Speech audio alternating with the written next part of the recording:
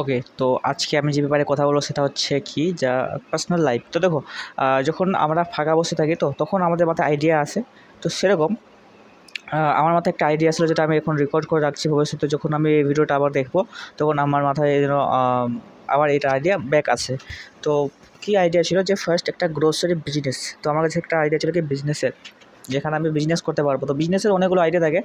তো ফার্স্ট একটা আইডিয়া ছিল গ্রোসারি ভেজিটেবল বিজনেস, যেখানে দেখো প্রবলেম কী আছে, প্রথম প্রবলেম দেখবো তারপর তো বিজনেস মানে প্রবলেম।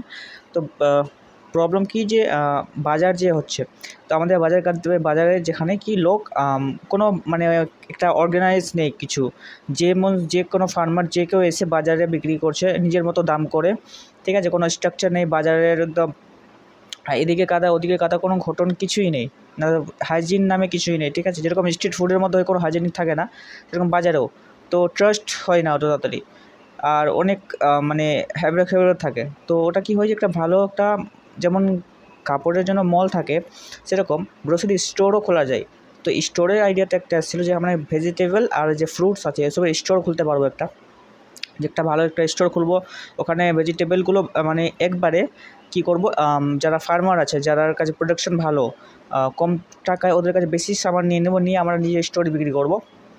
আর সামানগুলো এরকম ভেজিটেবলসগুলো এরকম নেবো যাতে দেখে শুনে নেবো, যাতে অনেক হাইজিনিক থাকুক আর হেলদি থাকুক আর গুড কোয়ালিটির থাকুক। কোয়ালিটি অনেক ইম্পর্টেন্ট আছে। আর কি করব যে এটা আমরা করব একটা ভালো টাউন এলাকাতে, যেখানে ভিড়ভাড় অনেক।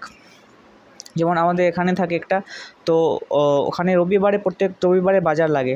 আর ওই বাজারটা অনেক বড়, যেখানে অনেক লোক থাকে, ঠিক আছে। তো একবারে ভিড় আসে আর প্রত্যেক রবিবার করে বাজার লাগে। তো যদি আমরা স্টোর খুলি তাহলে হয়তো সেখানেও ডেইলি লোক আসবে, আর ভালো কোয়ালিটির লোক, আর ভালো জায়গা থেকেও নিবে লোক। যখন দেখবে যে ভালো জায়গায় খোলা আছে, দেখতে ভালো, ভিতরে একদম ক্লিন আছে, অনেক টাইল লাগা আছে, ইনফ্রাস্ট্রাকচার অনেক ভালো, স্টোরটা অনেক ভালো, তো ওখান থেকে লোক কিনবেও অনেক কিছু।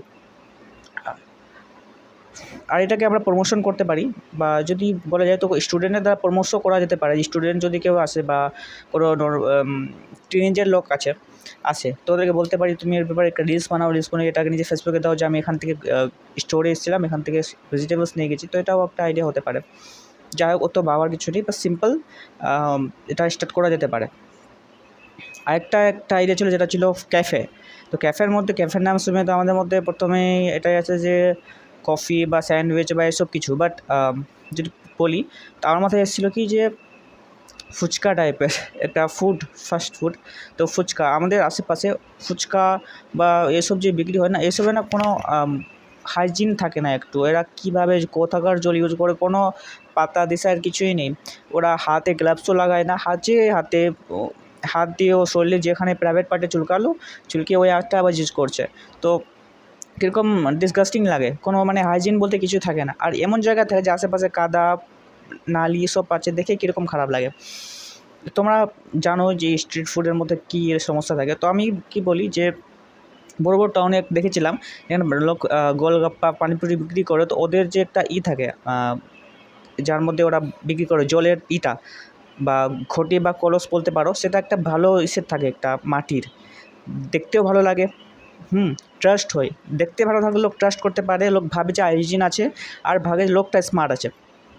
তো ওরকম এসে আমরা জল রাখবো, আর ওরকম এসে জল রাখবো, হাতে গ্লাভস পরবো, মাথায় চুলের সেটটা দিব, আর ভালো করে বিক্রি করব পানিপুরি বা বিক্রি করবো, আমাদের ফুচকা বিক্রি করবো ভালো কোয়ালিটির। আর এটা কি করতে পারি, একটা ইনস্টাগ্রামে প্রমোট করতে পারি আস্তে আস্তে করে। দেখো, যে কোনো বিজনেস যদি প্রমোশন মার্কেটিং না হয় তাহলে ওটা বিজনেস চলতে পারে না। এটা জাস্ট আমার একটা আইডিয়া, থিওরিটিক্যাল আইডিয়া আছে। তো ভাবছিলাম ওরকমই। তো প্রমোট করা অনেক জরুরি, যে কোনো বিজনেস, বা তোমাদের যদি বা আমাদের যদি কোনো এক্সিস্টিং বিজনেস থাকে ওটাকে এক্সিস্টিংটাকেই প্রমোট করা জরুরি। তো এখনকার সময় কি সুযোগ কী যে ইনস্টাগ্রাম ফেসবুকের মাধ্যমে আমরা যে কোনো জিনিসকে প্রমোট করতে পারি, ঠিক আছে। তো এটা এই দুটো বিজনেস আইডিয়া আমার কাছে ছিল। এবার দেখা যাক এরা কী হবে না হবে।